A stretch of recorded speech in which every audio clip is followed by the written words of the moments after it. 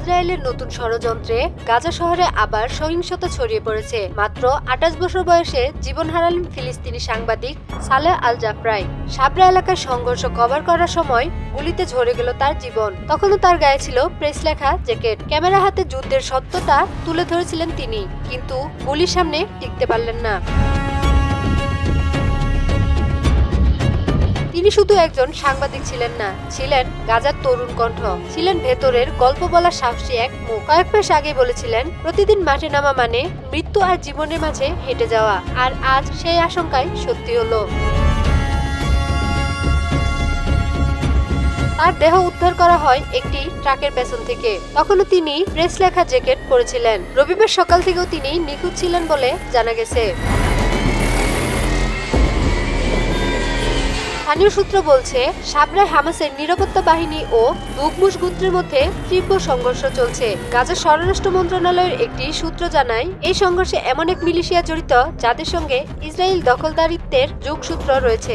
কয়েক মাস আগে আল জাফরাই জানিয়েছিলেন, যুদ্ধ কভার করার সময় তিনি কতটা ভয় ও অনিশ্চয়তার মধ্যে দিন কাটাচ্ছেন। ইসরায়েলের প্রতিনিয়ত হুমকির মুখে থেকেও তিনি মাঠে সক্রিয় ছিলেন, তুলে ধরেছেন যুদ্ধের বাস্তবতা।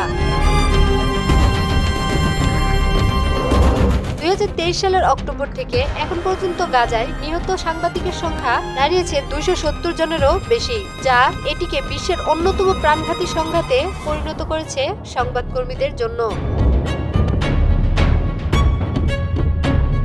এই ঘটনার মধ্যেই গাজায় চলমান যুদ্ধবিরতি তৃতীয় দিনে পা দিয়েছে। মিশরের শারম আল শেখে বসেছে গুরুত্বপূর্ণ গাজা সম্মেলন। এতে উপস্থিত থাকবেন যুক্তরাষ্ট্রের প্রেসিডেন্ট ডোনাল্ড ট্রাম্প সহ বিশ্ব নেতারা।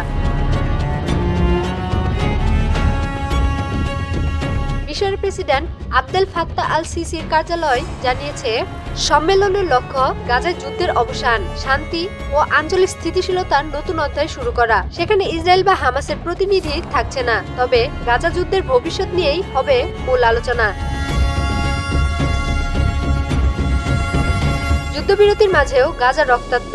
সংঘর্ষের এই নতুন ধাক্কা স্পষ্ট করে দিয়েছে, কাগজে কলমে যুদ্ধবিরতি হলেও মাটিতে এখনো শান্তি আসেনি।